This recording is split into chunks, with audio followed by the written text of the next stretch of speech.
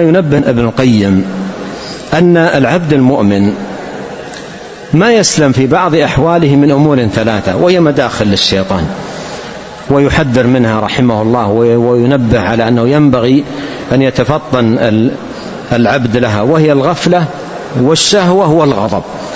وهذه الثلاثة هي مداخل للشيطان على الإنسان: الغفلة والشهوة والغضب. الشيطان يحضر عند هذه الثلاث ويعمل عمله، ولهذا ينبغي على العبد في هذه الأحوال الثلاثة أن يحرص على مقاومة نزغ الشيطان، لأن الشيطان له في كل من هذه نزغ وأز على أمر من الغواية يريده، فيكون العبد في حذر لئلا يدخل عليه عدو الله من خلال غفلة أو شهوة أو غضب.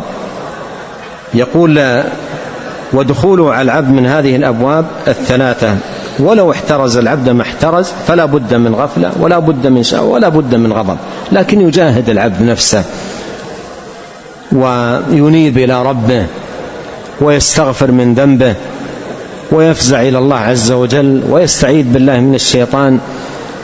بهذه المجاهدة والمصابرة والانتجاء تكون النجاة والسلامة.